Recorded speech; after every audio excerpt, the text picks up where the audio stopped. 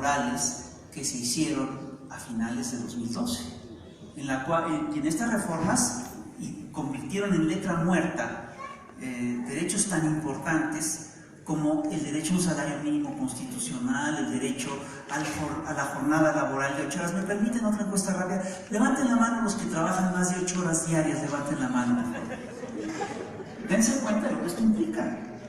Dense cuenta de lo que esto implica. Es la pérdida de conquistas históricas importantes. Y el tema del salario mínimo es gruesísimo. Porque miren, la Constitución establece que el salario mínimo tiene que ser suficiente como para que un jefe de familia pueda mantener a su mujer, a sus hijos, llevarlos a pasear, los tiene que dar de comer, los tiene que vestir, tiene que alcanzarle para transporte, educación, recreación y cultura. Y el salario mínimo es de 81 mugres pesos diarios. Eso alcanza cuando mucho para una comida para una persona en una fonda de medio pelo. Nadie puede mantener una familia con esto. En Estados Unidos hay un tipo de magos o de expertos, de hombres de espectáculo, que se dedican a hacer pruebas de resistencia. Hay un señor que se llama David Blaine, por ejemplo, que marchó en el desierto durante 3 semanas sin protección, y otro señor que lo metieron en una burbuja de agua a vivir durante semanas y luego respiraba mediante un popotito y se alimentaba mediante un popotito, en fin. Y a estos señores les ofrecieron vivir 1 año con salario mínimo mexicano y dijeron que ni madres, que eso no lo hacían, que para eso estaban toda una familia de faquires y que no tenían cómo sacarlo adelante. Entonces, el retroceso en materia laboral es brutal. Y el otro retroceso importante tiene que ver con los recursos naturales. Los mexicanos hemos peleado durante décadas para ser dueños de nuestra tierra. Y es claro que la expropiación petrolera emprendida por Lázaro Cárdenas en la década de 1930 es una de las grandes hazañas que se emprendieron a nivel global es una de las grandes hazañas de los pueblos para posesionarse de sus recursos naturales. Y sin embargo, sabemos, la reforma energética de Enrique Peña Nieto, aprobada hace unos años, permite una vez más que los grandes consorcios petroleros multinacionales exploten yacimientos mexicanos. Hay un trabajo en materia de recursos naturales por una razón muy sencilla, porque esas son las 2 grandes fuentes de riqueza del planeta. Toda la riqueza del planeta se basa en la explotación de los recursos naturales y en la utilización del trabajo para explotar esos recursos naturales. Por supuesto que las tecnologías ayudan a acelerar esos procesos, es decir, las tecnologías aceleran la explotación de los recursos naturales, pueden acelerar la explotación del trabajo, etcétera, etcétera, etcétera. Sin lugar a dudas, los mercados aceleran estos procesos de intercambio, pero sin recursos naturales y sin trabajo no hay economía, no hay riqueza. Lo que hemos visto es cómo en unas cuantas décadas el sistema, el México que teníamos, que estaba fundado en las lógicas de un estado de bienestar, que presuponía políticas de pleno empleo, el apoyo de grandes sindicatos nacionales, la existencia del trabajo como un sector especial de interés, la protección al agro, la protección al campo, la protección a los recursos naturales. Bueno, ese México que presuponía todo esto se acabó. Y empieza a ser barrido del panorama a partir de la década de 1980, cuando hay un cambio de modelo económico en todo el planeta. Es un cambio de modelo económico que impulsa grupos específicos de interés, es decir, sectores del capital financiero y sectores que representan a grandes empresas multinacionales que están bursificadas, es decir, que especulan en la bolsa de valores. Y desde entonces escuchamos, y esto es curiosísimo, en la radio, cómo a cada ratito nos platican que la bolsa de valores va muy bien. ¿Les puedo hacer otra encuesta? Perdón, voy a hacer esto. Levanten la mano, por favor, los que tienen acciones en la Bolsa Mexicana de Valores. Levanten la mano. ¿Por qué chingados nos informan de eso? ¿Qué nos importa lo que pasa en la bolsa? Les importa a ellos. Y la economía gira alrededor de valores que nos van implantando y que nos van imponiendo y que no tienen ninguna repercusión en nuestra vida cotidiana. En cambio, si tienen una repercusión de manera indirecta a través de la bolsa, a través de cómo juega la economía, etcétera, etcétera.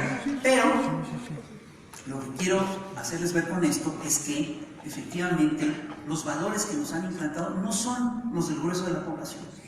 Se ha gobernado en las últimas décadas para el 0.001% de la población, y me estoy yendo alto. En las últimas décadas, el efecto que ha tenido, es decir, lo que se ha aplicado es claramente lo que se llama el Consenso de Washington, que es un plan económico de 10 puntos, es un decálogo, que en todos y cada uno de sus puntos beneficia a un sector del capital financiero y perjudica al grueso de la población. Los 10 puntos del Consenso de Washington son: disciplina política fiscal, eliminación de subsidios y revisión del gasto público, hacer una reforma hacendaria que por supuesto beneficia a los más ricos y perjudica a los más pobres, la revisión del gasto público y eliminación de subsidios, por supuesto que afecta a sectores enteros de la economía, afecta claramente al campo mexicano. Le quitan los subsidios al campesino mexicano. El campesino mexicano tiene que competir con productos extranjeros que están subsidiados, etcétera, etcétera. El cuarto punto del Consenso de Washington es dejar que las tasas de interés sean determinadas por el mercado. Y esto, por supuesto, que le sirve al mercado y le sirve a los señores que especulan con el dinero en el mercado. El quinto punto es mantener tipos de cambio competitivo igual. El sexto punto es hacer tratados de libre comercio. El séptimo punto es permitir la inversión extranjera directa. El octavo punto es la privatización de las empresas del Estado. El noveno punto es darle facilidades a la empresa privada, es decir, la desregulación legal, es decir, que los señores del dinero pueden invertir en absolutamente lo que quieran. Y el décimo punto es darle seguridad jurídica a los derechos de propiedad. Es un decálogo que parece muy sencillo, que parece muy simple, que apuesta a las lógicas del libre mercado, que es una reivindicación de las políticas de libre mercado, de la economía de libre mercado que impulsó David Ricardo a principios del siglo XIX, pero que beneficia básicamente a los grandes capitales y que lo que ha provocado es la destrucción sistemática de los grandes estados nacionales. Si nosotros revisamos a fondo qué es esto, vamos a ver que esto es básicamente un discurso que sirve para encubrir una serie de acciones de imperialismo económico muy claras. ¿Por qué lo podemos decir con certeza? Porque Estados Unidos, Washington, que es quien ha impulsado este proyecto, no sigue estas normas en su propio país. Si en algún país se subsidia al campo de manera importante, es en los Estados Unidos. En cambio, aquí nos exigen que le quitemos todos los subsidios al campo. Si a alguien le sirve que las tasas de interés, que la moneda sea regulada en un mercado abierto, es a Estados Unidos, que tiene la economía del dólar, que es la moneda que determina las lógicas del mercado. Es claro que este es un proyecto colonizador muy agresivo y hemos sufrido las consecuencias. El resultado directo ha sido el exterminio del estado de bienestar mexicano y ha sido, entre otras cosas, la eliminación de la destrucción de la planta productiva de México. ¿Qué consecuencias ha tenido esto en nuestra vida cotidiana? Bueno, pues ha tenido unas consecuencias terribles. Lo que ha ocurrido a nivel macro es que un pequeño puñado de grandes capitales de empresa se ha hecho increíblemente rico. Y vimos cómo en cuestión de años, decenas de hombres de capitanes de empresas mexicanos entraron a la lista de Forbes y están entre los hombres más poderosos del planeta. Y hemos visto al mismo tiempo cómo millones han empobrecido de una manera verdaderamente ominosa. Es decir, siempre se progresa en la escala económica, pero aquí en México el avance ha sido muy lento en relación a otros países y hay sectores que han caído en niveles de pobreza y de miseria. Es una cosa brutal. Somos uno de los países más desiguales del mundo. Esto no puede ser. Y Por supuesto que aquí se ha implantado una forma de capitalismo sumamente voraz. Yo quiero decirles algo, es decir, México no tiene la exclusiva en esta tragedia. Esto está pasando en absolutamente todo el planeta. Salvo algunos enclaves geográficos ahí específicos, en todo el mundo se está utilizando esta lógica económica.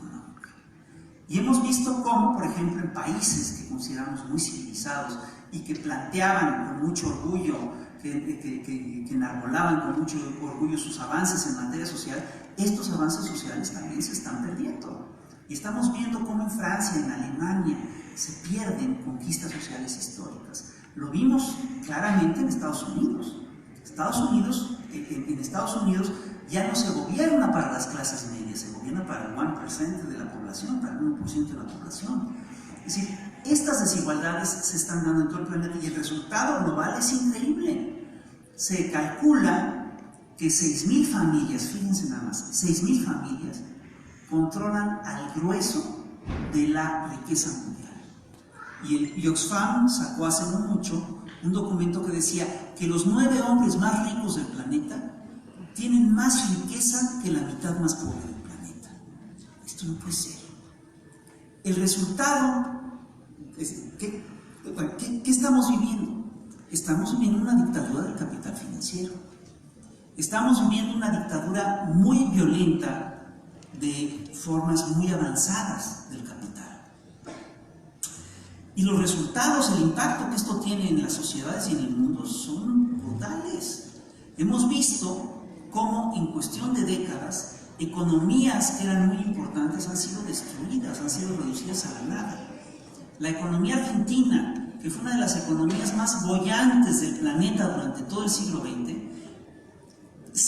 entra en crisis algo así como 12 años después de que se empiezan a aplicar este modelo económico.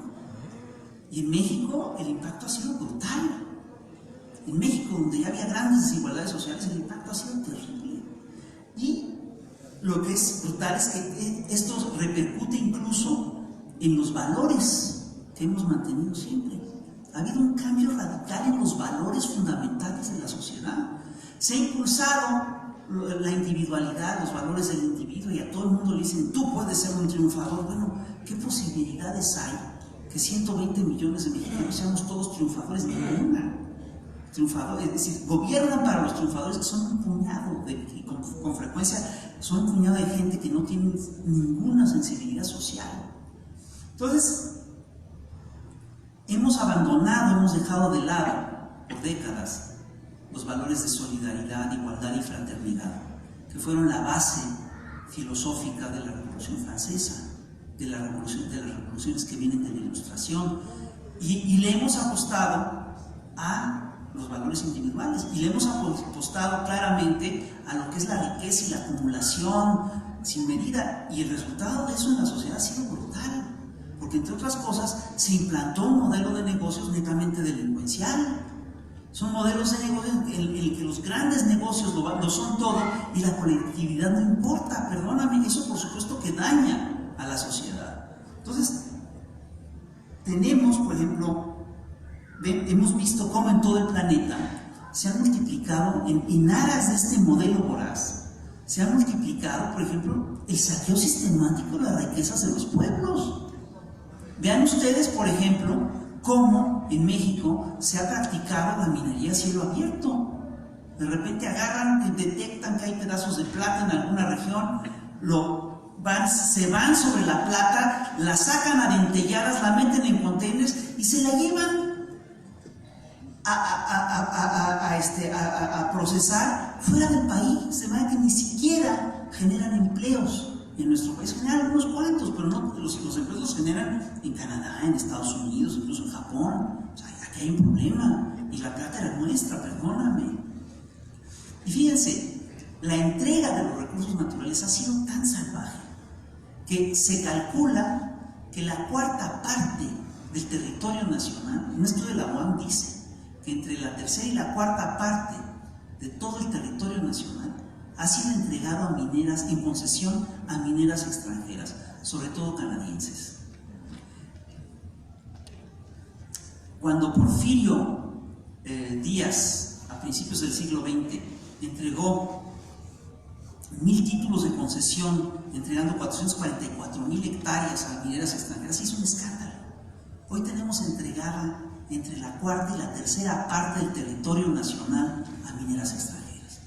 Para que hagamos un ejercicio gestáltico, imagínense ustedes ahí sentados en su banco, piensen, dividan en 4 partes la silla en la que están sentados. Imagínense que una cuarta parte de esa silla es propiedad de una minera extranjera. Una nalga de ustedes está concesionada a una minera extranjera, pero yo me preocuparía. Yo estaría realmente preocupado de que el problema es pobre. Entonces, miren, la implicación de esto ha sido brutal, incluso a nivel de vida cotidiana. Porque todas estas cosas tienen una repercusión en nuestra vida. Por ejemplo, la eliminación de subsidios al campo. Tú eliminas los subsidios del campo y el campesino pues tiene que producir lo que sí se vende en el mercado. ¿Y qué se vende en el mercado en México? ¿Y para qué es competitivo? El campo mexicano es productivo en papaya, puede ser productivo en chiles, puede ser productivo en calabazas tal vez, pero no muchas más, pero no en más cosas. No somos productivos en materia de maíz, no somos productivos en materia de trigo, tenemos que importar maíz y trigo, sale más barato. Pero ¿saben en qué sí somos competitivos? En marihuana, en amapola, ahí sí somos competitivos. Y pues, ¿cuál es el resultado? Pues que ha crecido, entre otras cosas, la producción y la venta de amapola y de marihuana. Y ahí sí, somos orgullosamente el primer productor de amapola del planeta y el primer productor de marihuana del planeta. Seguimos siendo un país agroexportador, fíjense. Vean las implicaciones que esto tiene. En la vida cotidiana es brutal, porque este modelo de negocios ha favorecido realmente a un puñado, ha favorecido una economía criminal, una economía delincuencial. Y hoy se calcula, una organización que se llama No Money Laundering, calcula que alrededor de 56,000 millones de dólares ingresan a nuestro país por concepto de narcotráfico cada año.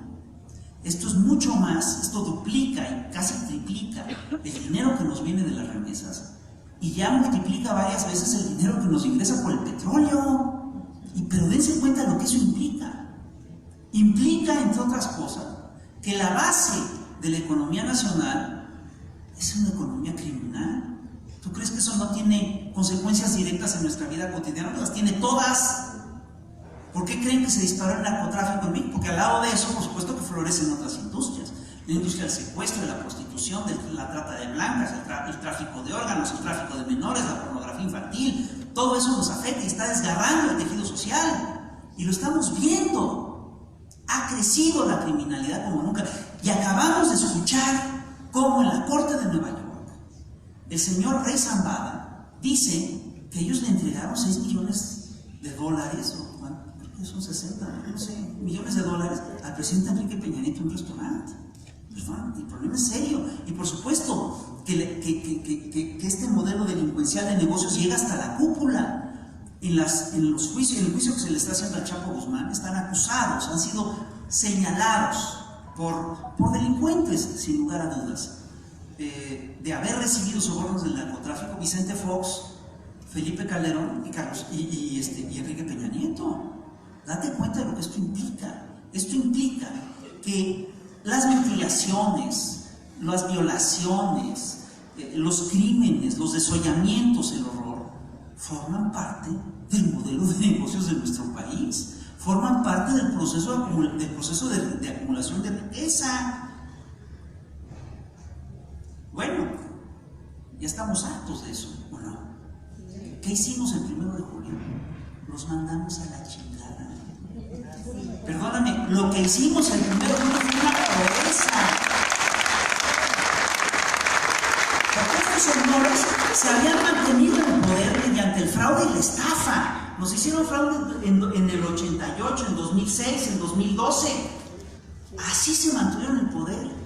Nos tuvimos que organizar para rebasar, porque por supuesto que la economía delincuencial tenía repercusiones a nivel electoral.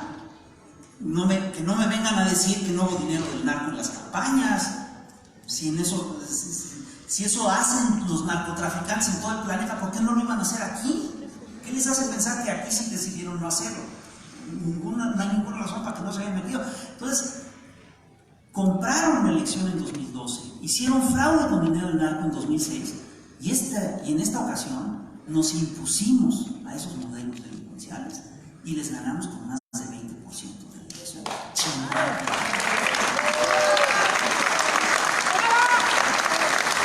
Esta elección fue, entre otras cosas, y hay que entenderlo, un referéndum sobre el modelo económico. Y la gente votó ya no más neoliberalismo. Esa fue la apuesta, así la tenemos que entender. Logramos el triunfo mediante un frente amplio en el que participan empresarios y lo que tú quieras, pero el mandato de la población es muy claro, es un alto al neoliberalismo. Ya basta de estas lógicas. Es la apuesta por un regreso a los principios de libertad, igualdad y fraternidad que vienen de la Ilustración. Es una apuesta por la civilización, es una apuesta por la humanidad, es una apuesta por la vida. Porque estos señores están incluso destruyendo al planeta. Están llevando al planeta a un cambio climático que puede ser irreversible y que puede hacer que este planeta dentro de poco tiempo sea invivible para la raza humana. Eso es lo que estamos enfrentando. Somos un movimiento civilizatorio. Somos en este momento no solamente la vanguardia de México, somos la vanguardia de América Latina y perdónenme, sí somos la vanguardia del mundo en esta lucha. Somos un proceso, somos un movimiento civilizatorio.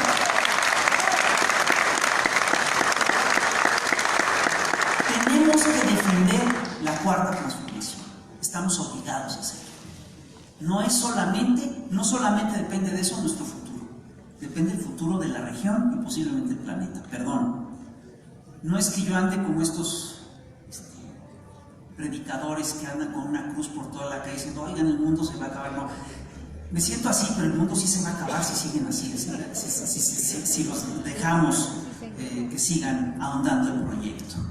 Están acabando con el planeta. Nunca antes había tantas especies animales en vías de extinción, nunca antes habíamos visto cómo sucumbían regiones enteras, nunca antes habíamos estado al borde del cambio climático, al borde de un precipicio civilizatorio de esta envergadura. Es una brutalidad lo que estamos enfrentando.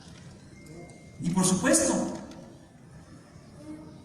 estamos enfrentando poderes fácticos muy fuertes. Andrés Manuel, sin lugar a dudas, ganó con un porcentaje enorme de la población, es decir, según las cifras oficiales, ganó con 53%, pero les tengo una noticia aquí a ustedes poblanos, hubo fraude electoral. Hay que tomar en cuenta de que además de que ganamos con el 53%, nos hicieron fraude, y que fue un fraude importante. Yo calculo que fue de por lo menos el 10%, y el indicador me lo da, ese indicador me lo dan dos cosas.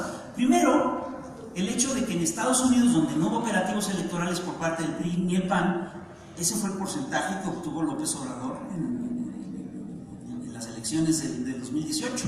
Y lo segundo, son los resultados de la consulta del aeropuerto de Texcoco. 70%, más 70% vota a favor de Santa Lucía y en contra de Texcoco. Ese porcentaje no lo hubiéramos podido alcanzar si no hubiéramos estado por ahí del 60 en las elecciones. Está clarísimo, nos hicieron fraude. Es decir, tenemos hegemonía, Andrés Manuel tiene una legitimidad que no ha tenido ningún presidente en mucho tiempo.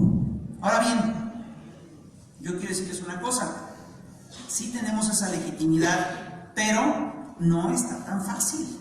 Lo que nunca en la historia de la humanidad se ha dado el caso de que una oligarquía se deje arrebatar sus privilegios de manera tan fácil. Siempre han dado la pelea y siempre han dado peleas muy feas.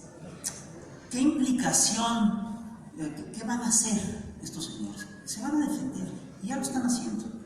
Y es decir, tenemos que entender que estamos peleando con el monstruo más grande de la historia de la humanidad. Ahora ya no me siento como el predicador, sino que me siento contándoles a ustedes un cuento de dragones. Pero este es el dragón más grande de la historia de la humanidad. es brutal, es feroz, es inclemente, es terrible, se está acabando y se está comiendo al mundo, en fin. Y quiero decirles algo, este dragón terrible tiene herramientas muy importantes. Tiene aparatos de control que son muy eficaces. Ya sabemos incluso cómo van a contraatacar. ¿Por qué lo sabemos? Por una razón muy sencilla. Entre 1999 y 2008 hubo en América Latina un ciclo de revoluciones regionales, un ciclo revolucionario regional que empieza en Venezuela y sigue en Argentina y luego continúa en Brasil y continúa con Bolivia y con Paraguay y con Ecuador y con Uruguay, y nosotros íbamos a entrar en esa esfera. Y aquí hubo una elección en 2006 y pararon ese proceso de auge revolucionario aquí en nuestro país con un fraude electoral, con el fraude que le hicieron precisamente a Andrés Manuel en 2006. Y ese ciclo revolucionario regional ya lo están echando abajo en América Latina. Y lo echaron abajo ya en Argentina cuando derrocaron a Cristina Kirchner, y lo echaron abajo en Brasil cuando sacaron a Lula de la contienda, cuando defenestraron a Dilma Rousseff y cuando metieron a Bolsonaro a la candidatura, y lo echaron abajo en Ecuador con Lenín Moreno. Ya saben cómo hacerlo. ¿Y cómo lo están haciendo? Pues a través de una mezcla de se apoyan en lo que les queda de aparato y se apoyan en buena medida en lo que es el aparato de propaganda, los medios de propaganda que manejan los grandes consorcios mediáticos.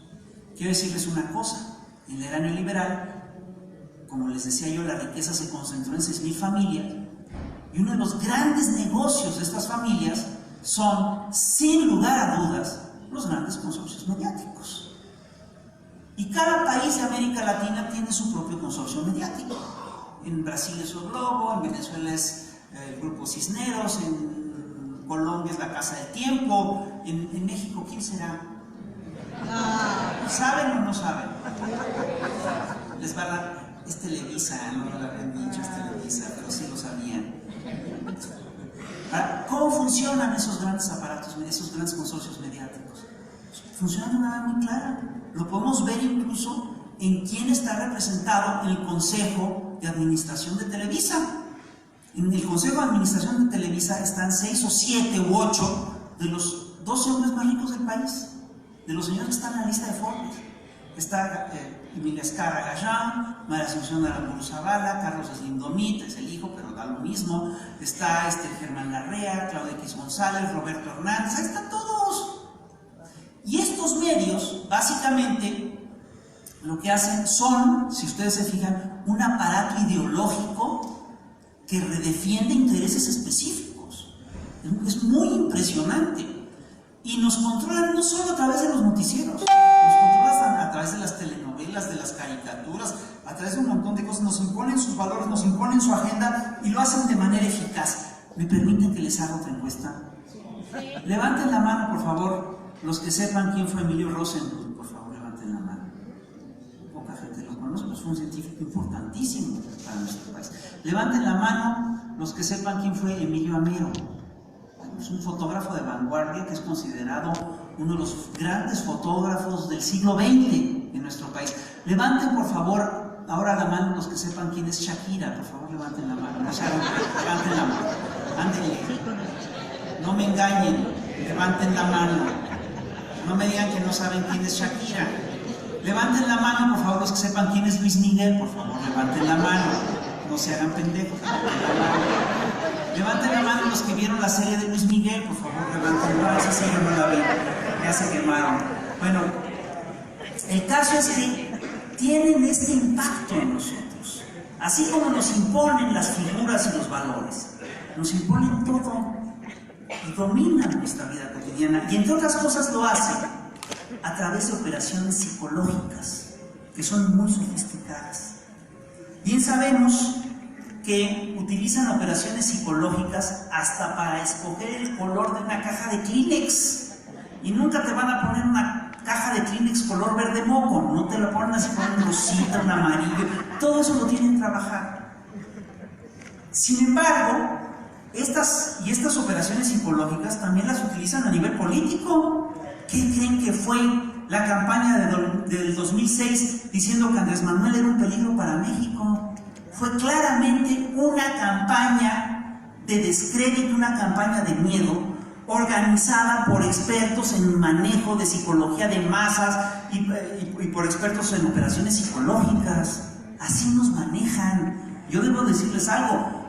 Yo conozco a Andrés desde hace mucho tiempo y creo que es un hombre impecable, siempre lo pensé. De repente, un día estaba yo en mi casa, tengo la tele prendida y empiezo a ver la propaganda de que Andrés Manuel López Obrador, un peligro para México. Y yo de repente dije, ay, ¿quién es ese ojete? Pues no, era la campaña. Y empiezo a analizar la campaña y claro, tienen todas una serie de estrategias para ligar miedo y asco y horror y terror y juegan con eso. Y lo pueden hacer porque nuestro cerebro tiene varias capas, tiene hay un cerebro animal, hay un cerebro más sofisticado, hay un cerebro que utiliza funciones superiores, y ellos se van derechito al cerebro animal, a la parte del miedo. Eso es una cosa terrible. Y quiero decirles algo, Estados Unidos, en la década de los 80s, se dio cuenta que tenía todo el mundo para él y que iba a impulsar un modelo económico muy agresivo y terrible y que iba a generar mucho descontento, y se dio cuenta que no podía controlarlo estrictamente con el ejército y con las fuerzas del orden y con las fuerzas del orden locales.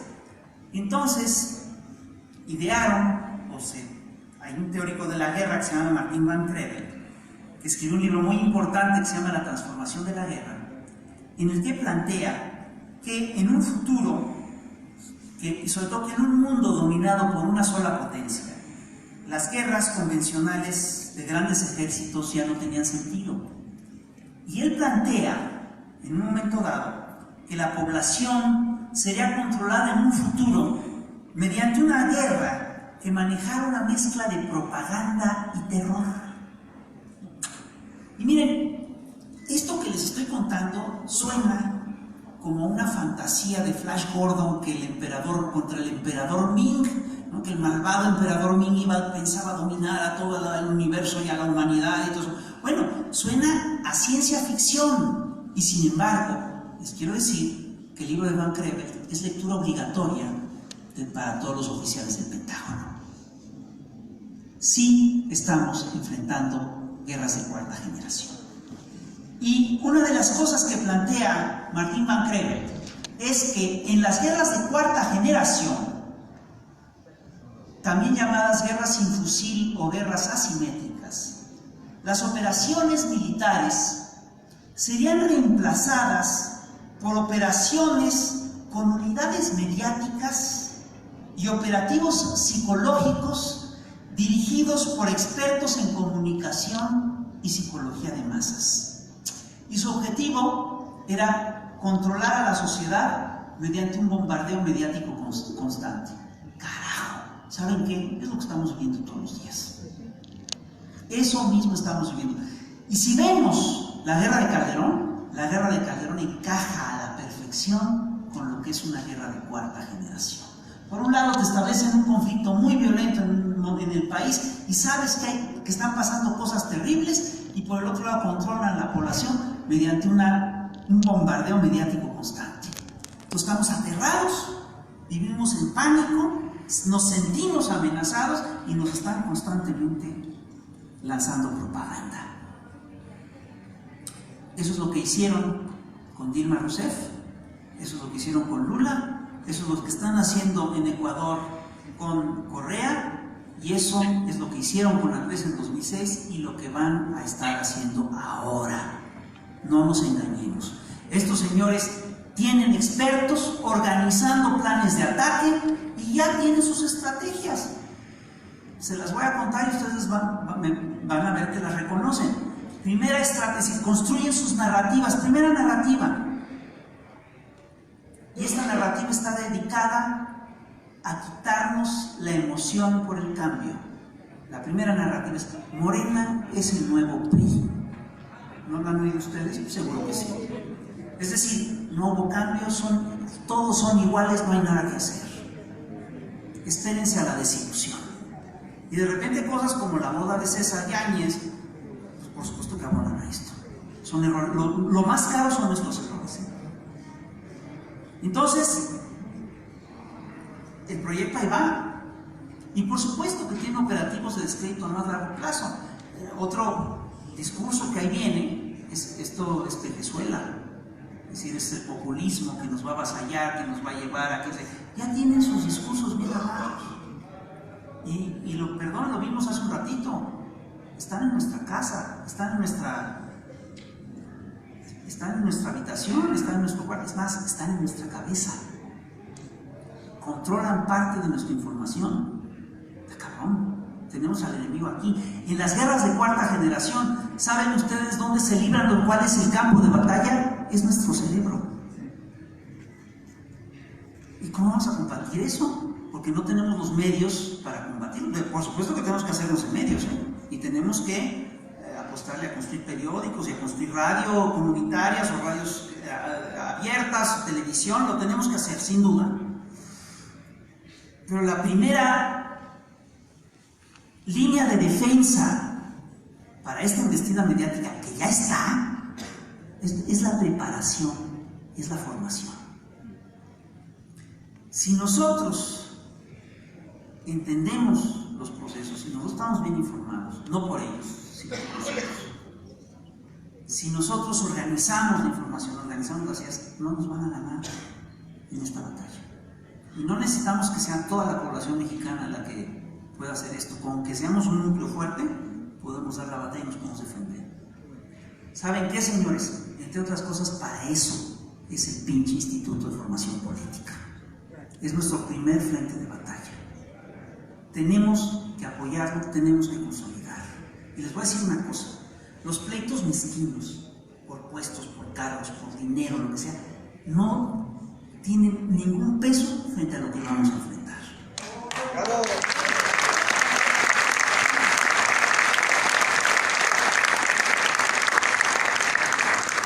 Vamos a enfrentar la furia del capital financiero. Al lado de eso, que si fulano le dio a quién sabe qué, una chingada. Tenemos que entender que el pleito es en serio y que los enemigos son ellos. El enemigo no está dentro, el enemigo está afuera y nos tenemos que cohesionar para vencerlo. Y lo tenemos que hacer mediante conocimiento y mediante información. Y tenemos que elevar el nivel del debate. Y tenemos que dejar de pelearnos por estupideces y empezar a pelearnos por ideas. Y empezar a pelearnos por principios y poner en el centro de la discusión los principios de las ideas, el debate, las estrategias. Ese tiene que ser el debate importante, no las mezquindades. Y tenemos, entre otras cosas, que entender que este es un proyecto a muy largo plazo. Tenemos que entender que esto es posible por una razón, porque todas las grandes revoluciones del planeta, todas, han implicado, entre otras cosas, el crecimiento de un nivel importante de conciencia y la consolidación de nuevas tesis y nuevas teorías en decenas de miles de personas. Andrés Manuel tiene razón. La revolución de las conciencias fue fundamental para el triunfo de 2018. No, la revolución de las conciencias va a ser nuestra defensa contra las guerras de cuarta generación. No es un chiste. Y esto es histórico. Cada vez que se da una revolución importante, miren, los grandes teóricos neoliberales, bueno, perdón, acabo de decir una contradicción, los teóricos neoliberales, porque no son grandes los teóricos neoliberales, son con mucha frecuencia muy idiotas, sostienen cosas como que toda revolución es un acto de barbarie y es un llamado a la sangre. No es cierto. Hay revoluciones pacíficas, hay revoluciones tranquilas. El ciclo revolucionario en América Latina ha sido pacífico. Nuestra revolución es una revolución pacífica. No es una revolución pacífica, es una revolución ciudadana, no violenta. No hemos utilizado la democracia y el convencimiento como vehículo de la transformación. Con mucha frecuencia los procesos revolucionarios se tornan violentos porque surge la contrarrevolución. Lo vemos claramente en el caso mexicano. Cuando empieza a correr la sangre en México es después de que le dan el golpe a Madero y de que asesinan a Ana Madero y a Pino Suárez. Ahí es cuando corre sangre en serio. Antes el proceso era relativamente pacífico.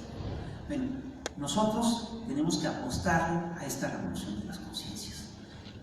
Revisen la historia de México, revisen la historia mundial. La revolución de Hidalgo hubiera sido imposible sin los círculos masónicos en los que la gente estudiaba y la gente trabajaba. La revolución impulsada por Benito Juárez hubiera sido inconcebible otra vez sin los círculos masónicos en los que la gente leía y estudiaba.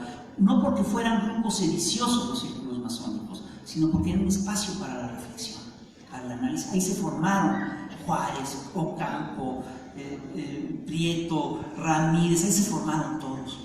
La Revolución Mexicana de 1910 hubiera sido inconcebible sin los círculos magonistas. ¿Saben qué? Tenemos que hacer nuestros círculos de reflexión y análisis y tenemos que masificarlos. Por primera vez los vamos a poder hacer fuera de la clandestinidad. Por primera vez los vamos a poder hacer en la es una maravilla, es un proyectazo. Y va a ayudar a consolidar los movimientos de cambio en todo el planeta, va a ser un ejemplo para todo el planeta. Lo tenemos que impulsar, es un proyecto importantísimo. Yo no lo había entendido. Es decir, yo lo propuse, pero yo no había entendido. Y Andrés dijo, no, ¿sabes qué? Si le gira la piedra. Andrés está cabrón. En ese sentido sí entendió bien el proyecto. Entonces los tenemos que impulsar, lo tenemos que consolidar. Es súper importante. Nos tenemos que preparar.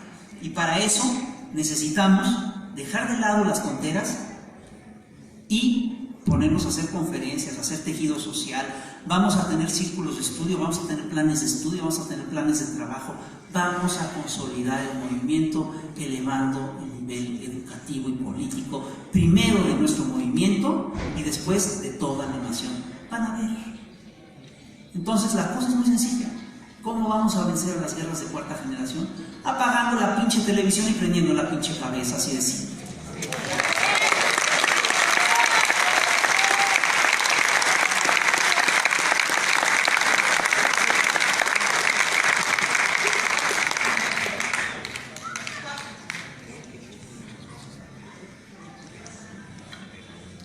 Muchísimas gracias a Rafael Barajas el Fisgón por esta conferencia.